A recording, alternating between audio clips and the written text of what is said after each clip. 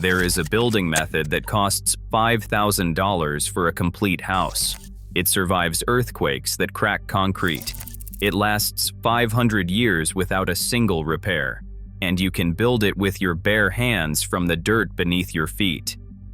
For 10,000 years, civilizations on every continent used earth to build homes, fortresses, even palaces.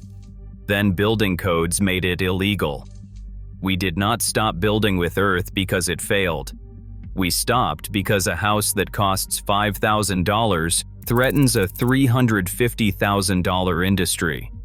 When you can dig shelter from your own land with your own hands, you do not need a mortgage. You do not need a contractor. You do not need a bank. And what does not need a bank cannot generate 30 years of profit. A wall made of earth cannot be metered, licensed, or financed. And what cannot be financed cannot be controlled.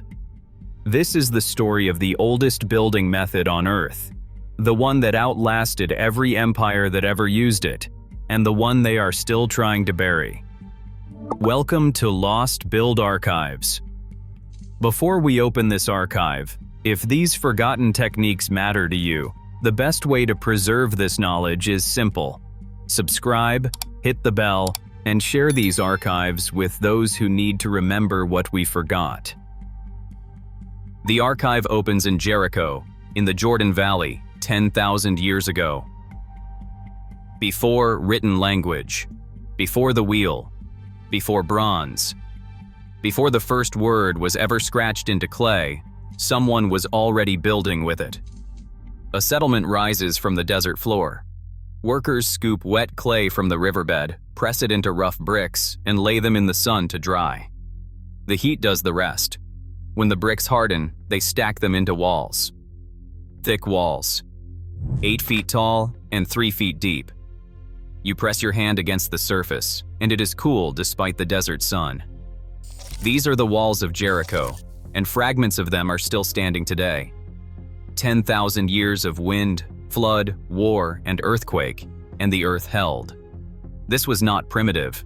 This was the first engineered building material in human history. Adobe. Sun-dried mud brick.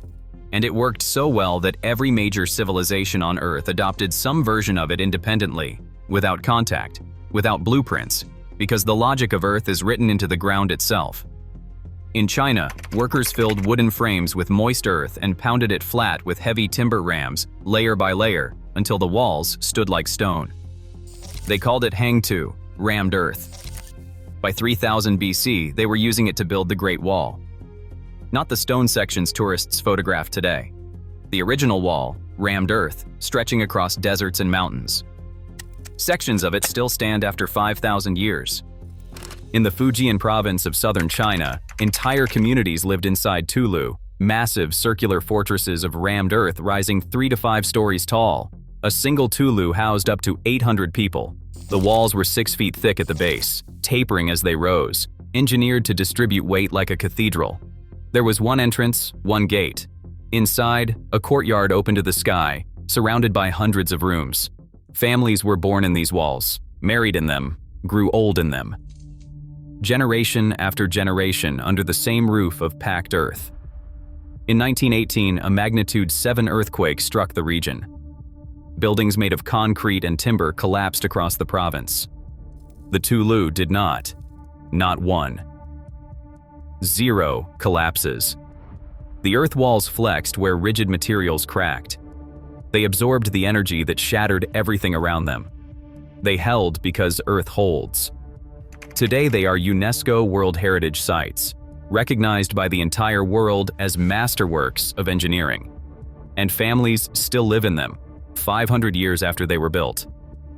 Across the sea in Devon, England, builders mixed clay-rich earth with sand, straw, and water, then stacked it by hand in wet layers that dried into monolithic walls with no joints and no seams.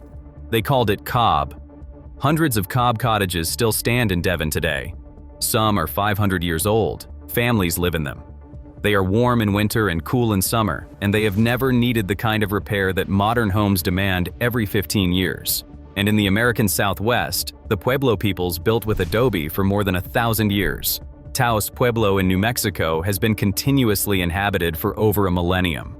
It is the oldest continuously lived-in structure in North America. Not a ruin, not a monument, a home. People sleep there tonight. The physics are so simple they feel like a secret. Every method uses the same principle. You take earth, the most abundant material on the planet, and you shape it into walls. Clay binds like cement. Sand provides structure. Straw or fiber adds tensile strength. Water activates the bond. That is it. No kiln, no factory, no supply chain. Rammed earth walls achieve a compressive strength of 300 to 1,000 pounds per square inch. Concrete block sits at 1,000 to 1,500 pounds per square inch. The gap is smaller than the industry wants you to believe. And earth has something concrete does not. Thermal mass. A 2-foot thick earth wall absorbs heat during the day and releases it at night.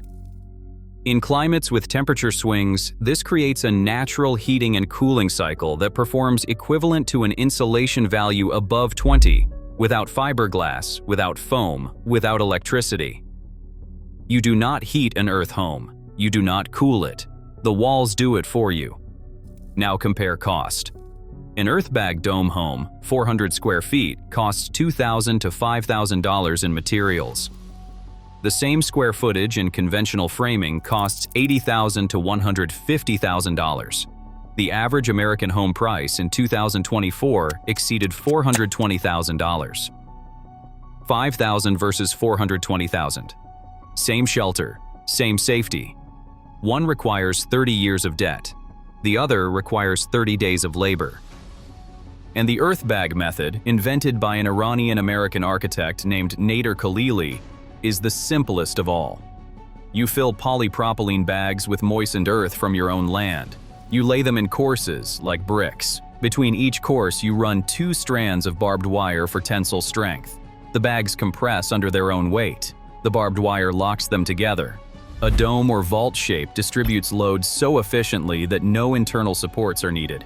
Khalili trained with NASA to design shelters for the moon using this method.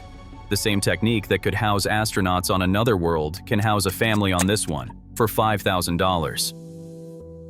Then the rules changed. Not the buildings. The rules. The International Building Code, adopted across the United States and much of the developed world, does not include earth construction in its standard provisions.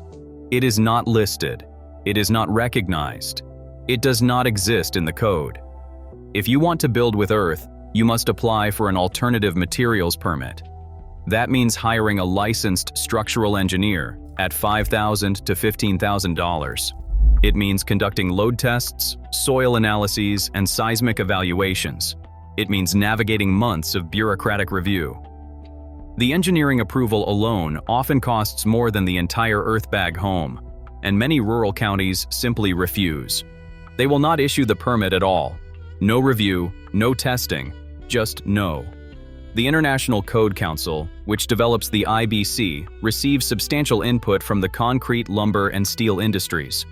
The companies that sell building materials help write the rules about which building materials are allowed. A wall made from the dirt in your backyard generates zero revenue for the lumber yard, zero revenue for the concrete plant, zero commissions for the contractor. It cannot be financed, so mortgage lenders will not touch it. It does not fit standardized appraisal categories, so banks cannot process it. Insurance companies will not cover a structure that is not code compliant, even if that structure has survived 500 years of weather. The result is airtight. Even if you own your land outright, even if you paid cash, even if the soil beneath your feet has been building homes for 10,000 years, you cannot legally build a $5,000 earth house on it. You must use approved materials, you must hire approved contractors, you must take out an approved mortgage, and you must pay it back for 30 years, generating profit for banks, insurers, suppliers, and code enforcement offices. Nader Khalili understood this trap. He was born in Iran, trained as an architect, and spent 5 years traveling through the deserts of his homeland, studying traditional earth builders. He watched villagers construct homes from nothing but soil and sunlight, homes that stayed cool at 120 degrees, homes that lasted centuries. He moved to California and dedicated the rest of his life to one idea: that the poorest person on Earth should be able to build safe shelter with their own hands. He invented super adobe. He founded the Cal Earth Institute in Hesperia, California. He trained with NASA on designs for lunar shelters, proving that the same method could house humans on the moon. Then he turned back to Earth and spent decades fighting building codes. He built prototype after prototype. He invited inspectors, engineers, journalists.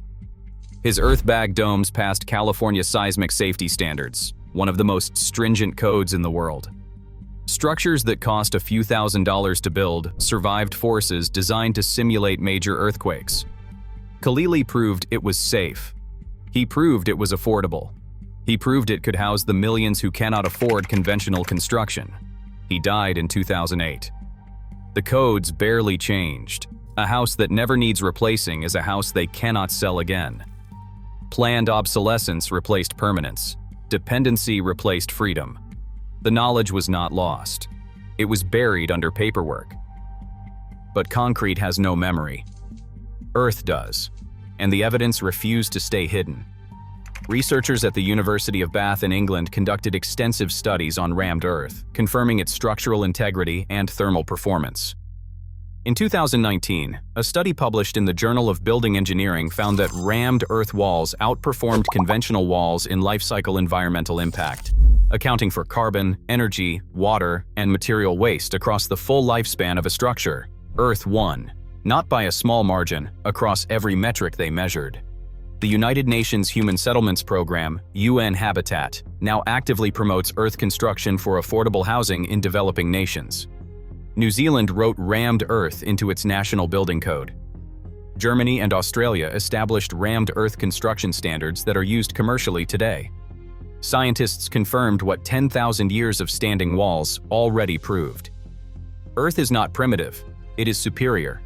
It lasts longer, it costs less, it performs better thermally, and it generates almost zero carbon during construction. Researchers discovered what Jericho already knew, what the Fuji and Tulou already proved, what Devon cottages demonstrate every winter morning when their walls are warm to the touch without a furnace running. But a few builders refuse to forget. At Cal Earth Institute in Hesperia, Khalili's legacy continues. Instructors teach super adobe construction to students from around the world. They build domes by hand in days. They prove that shelter does not require debt.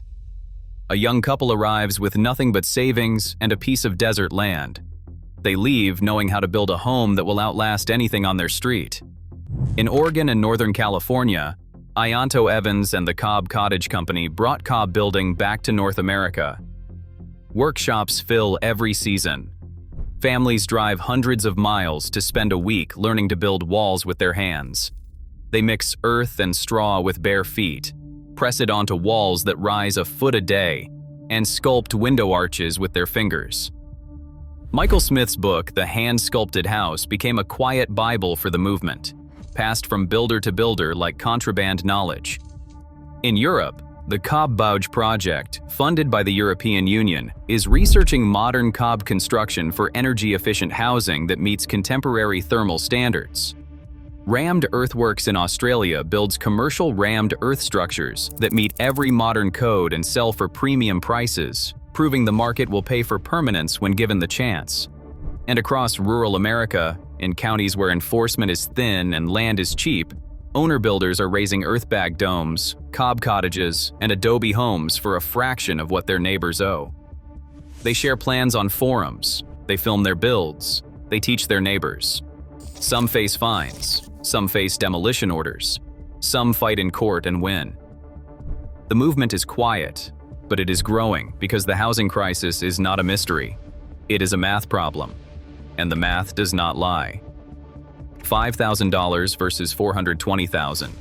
30 days of labor versus 30 years of debt. A structure that lasts 5 centuries versus one designed to need a new roof every 20 years. And anyone can do it. You do not need a degree. You do not need heavy equipment. You need earth, water, your hands, and the knowledge that someone does not want you to have. There is a building method that costs $5,000 for a complete house. It has stood for 10,000 years across every continent and every climate. It survived the earthquakes that cracked concrete.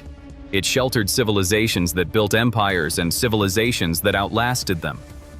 30 to 50% of the world's population lives in earth buildings right now. Not because they cannot afford better, because there is nothing better. The walls of Jericho did not fall because they were weak. The Tulou did not crack because they were primitive. The Cob Cottages of Devon did not crumble because they were temporary. They held because earth holds. It always has. The knowledge lives in the soil beneath your feet, in every handful of clay, in every wall that has stood for centuries while the approved materials rotted beside it. They buried the method, but they cannot bury the earth.